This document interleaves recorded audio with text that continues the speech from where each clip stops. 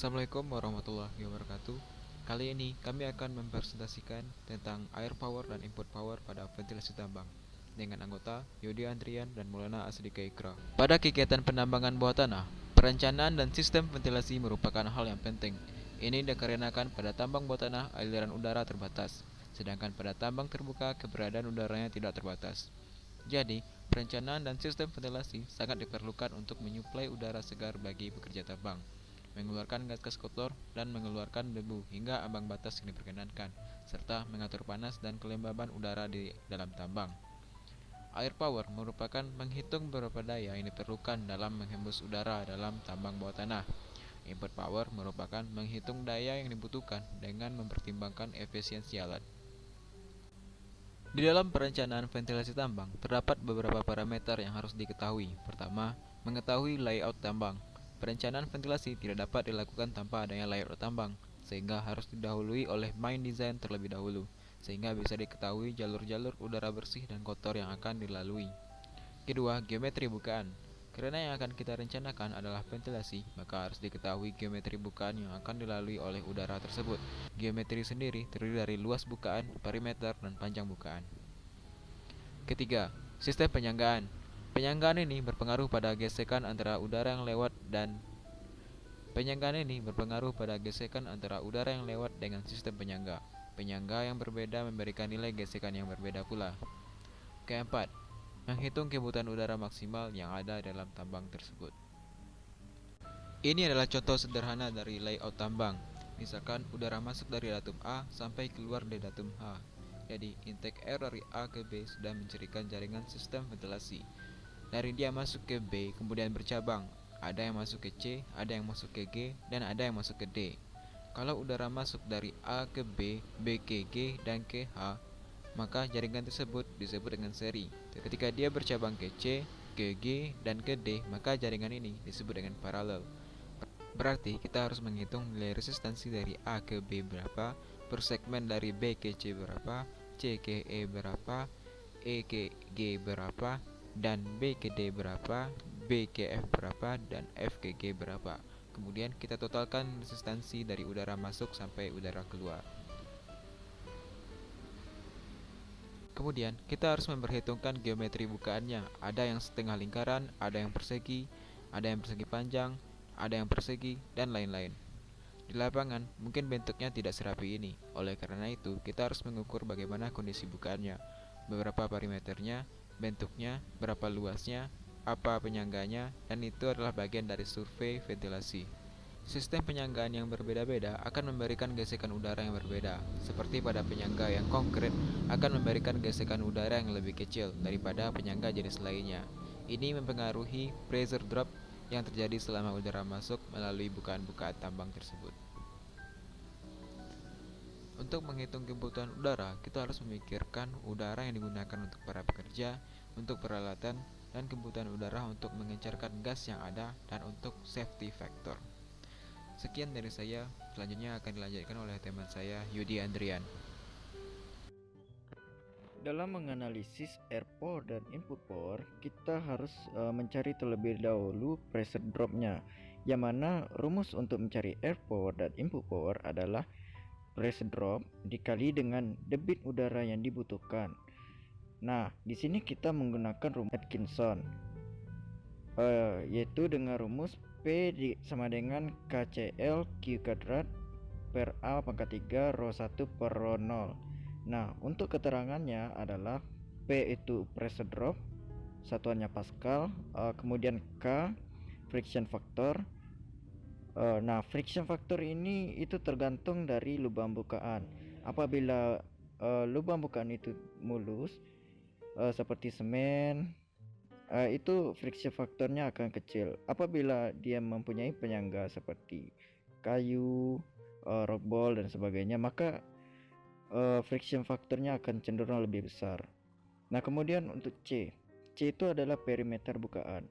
Nah, perimeter itu artinya keliling dari bukaan. Bagaimanapun bentuknya, misalkan dia persegi, persegi panjang dan sebagainya, kita harus mencari keliling lubang bukaannya. Kemudian panjang bukaan. Nah, panjang bukaan ini tergantung dari berapa bentuk lubang bukaan yang sama. Nanti kita ukur panjang bukaannya. Kemudian luas penampang. Nah, luas penampang ini bagaimanapun bentuknya, baik itu persegi, persegi panjang, dan sebagainya, kita cari luas penampangnya. Kemudian ada densitas udara kotor, yaitu kilogram per meter kubik. Kemudian ada densitas udara bersih. Nah, untuk satuannya adalah biasanya untuk udara bersih yaitu 1,2 kilogram per meter kubik. Kemudian untuk Q. Nah, Q ini sama dengan debit udara. Itu tergantung dari banyaknya jumlah pekerja, banyaknya udara yang dibutuhkan di dalam sana gitu. Jadi kita butuh debit udara berapa nanti dianalisis. Nah, ini akan berpengaruh ke air power dan input power. Output dari semua ini adalah pressure drop. Nah, pressure drop ini berguna untuk mencari air power dan input power nantinya. Untuk rumus Atkinson tadi, kita bisa menyederhanakannya, yaitu dengan cara apabila rho 1 dengan rho 0 itu sama, maka itu habis dibagi. Nah, kemudian nilai R adalah KCL dibagi dengan A3.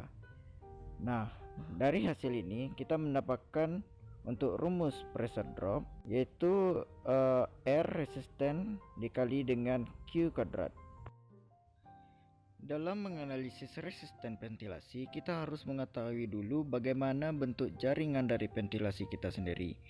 Seperti yang kita lihat bahwa A ke B merupakan jaringan seri, kemudian B ke C, C ke E ke G, B ke G, B ke D, D ke F, dan ke G merupakan jaringan paralel.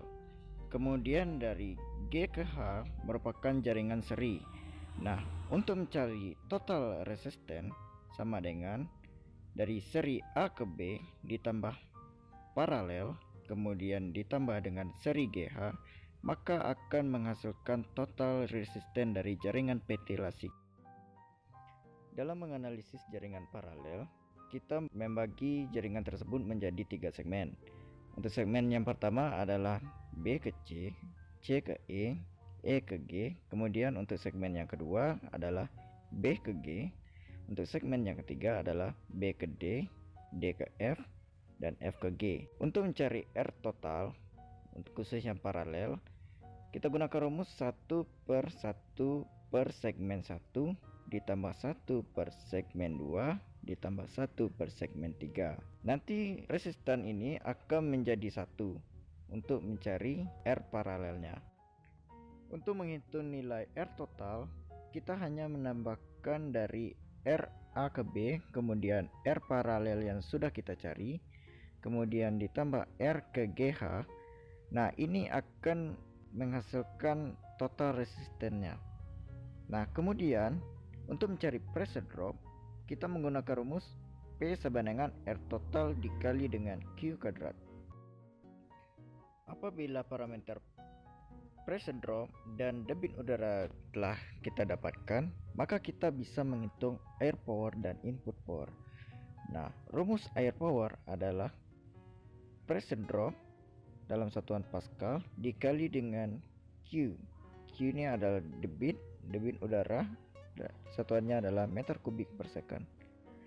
Nah, untuk satuan air power adalah watt, yang mana pressure drop satuan Pascal dikali dengan meter kubik per second, itu hasilnya akan menjadi joule per second.